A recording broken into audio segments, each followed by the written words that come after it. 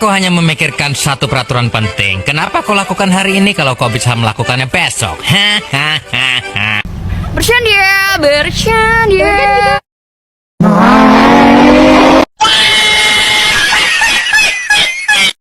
Anda ingin sukses? Anda ingin maju? Anda ingin berhasil? Ya, jangan menyerah. Tekun, giat, semangat. Oh, hai. Sudah kenal maka tak sayang, sudah kenal kok menghilang. Just kidding, forever, underpass, fly off. Oke, dah on nih. A few moments later. Assalamualaikum warahmatullahi wabarakatuh. Perkenalkan, nama saya Nur Aziza dengan NIM 24020955215.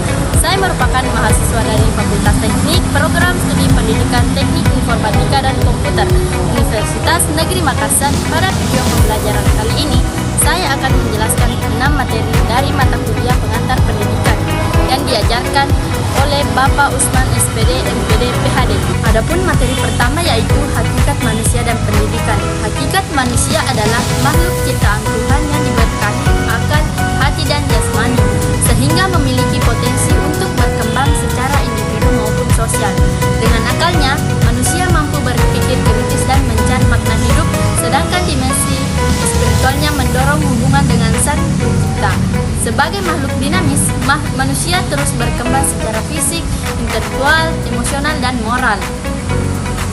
Hakikat pendidikan adalah proses pembelajaran yang bertujuan mengembangkan potensi manusia secara holistik. Pendidikan tidak hanya mentransfer ilmu pengetahuan, tetapi juga membentuk karakter, moral, dan etika, sehingga manusia mampu berkontribusi secara positif di masyarakat. Pun materi kedua yaitu hakikat pendidikan dan pembelajaran. Hakikat pendidikan dan pembelajaran adalah proses yang saling terkait untuk mengembangkan potensi manusia secara menyeluruh, mencakup aspek intelektual, emosional, moral, dan spiritual. Pendidikan bertujuan untuk mentransfer ilmu pengetahuan, membentuk karakter, serta menyelesaikan individu dengan tuntutan zaman dan masyarakat. Sementara itu, pembelajaran adalah proses integrasi antara pendidik dan peserta didik yang bertujuan meningkatkan pemahaman, keterampilan, dan sikap peserta didik melalui pengalaman belajar yang aktif dan relevan, mendukung mencapai tujuan pendidikan secara holistik. Materi ketiga yaitu tujuan pendidikan, subjek dan objek pendidikan. Tujuan pendidikan adalah untuk mengembangkan potensi peserta didik secara menyeluruh, mencakup aspek intelektual, moral, emosional, dan sosial, sehingga mereka dapat menjadi individu yang cerdas, berakhlak baik, dan berkontribusi positif dalam masyarakat. Pendidikan bertujuan untuk membekali peserta didik dengan pengetahuan, keterampilan, dan nilai-nilai yang dibutuhkan untuk hidup harmonis dan produktif. Subjek pendidikan adalah pendidik atau guru yang berperan sebagai pembimbing dan pengarah, sementara objek pendidikan adalah peserta didik yang menjadi fokus dari proses pembelajaran. Materi keempat yaitu peran teknologi dalam pendidikan, meningkatkan kualitas pembelajaran di era digital. Peran teknologi dalam pendidikan sangat penting dalam meningkatkan kualitas pembelajaran di era digital. Teknologi memungkinkan akses yang lebih luas dan fleksibel terhadap materi pembelajaran melalui platform online, aplikasi, dan sumber daya digital yang dapat diakses kapan saja dan di mana saja. Hal ini memfasilitasi pembelajaran yang lebih interaktif dan profesional, serta memungkinkan penggunaan berbagai alat bantu seperti video, simulasi, dan perangkat lunak yang meningkatkan pemahaman siswa. Selain itu, teknologi juga mendukung kolaborasi antara siswa dan guru secara efisien, baik melalui komunikasi daring maupun platform berbasis cloud. Dengan demikian, teknologi memperkaya pengalaman belajar dan mempercepat proses pendidikan, menjadikannya lebih relevan dan kebutuhan zaman.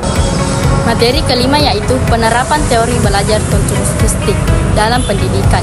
Penerapan teori belajar konstruktif dalam pendidikan menenangkan pentingnya peran aktif siswa dalam membangun pemahaman mereka sendiri. Dalam pendekatan ini, siswa tidak sekedar menerima informasi, tetapi terlibat langsung dalam proses belajar dengan menghubungkan pengetahuan baru dengan pengalaman, dengan pengetahuan yang sudah dimiliki. Guru berperan sebagai fasilitator yang menciptakan lingkungan yang mendukung eksplorasi, diskusi, dan kolaborasi melalui aktivitas seperti proyek, eksperimen, dan pemecahan masalah. Siswa dapat mengembangkan keterampilan berpikir kritis dan mandiri, serta memahami konsep dengan lebih mendalam. Dengan demikian, konstruktivisme membantu siswa membangun pengetahuan secara konstruktif dan relevan dengan kehidupan nyata. Materi terakhir yaitu manajemen kelas yang efektif, strategi untuk mengajar. Manajemen kelas yang efektif melibatkan penerapan strategi yang menciptakan lingkungan belajar yang teratur, kondusif, dan mendukung partisipasi aktif siswa. Hal ini dimulai dengan menetapkan aturan yang jelas dan konsisten, serta memberikan respon yang tepat terhadap perilaku siswa. Guru perlu menciptakan suasana yang positif dengan memberikan penghargaan atas prestasi dan motivasi untuk meningkatkan keterlibatan siswa. Selain itu, penting bagi guru untuk memanfaatkan waktu secara efisien dengan merencanakan kegiatan yang bervariasi dan mengakomodasi berbagai gaya belajar.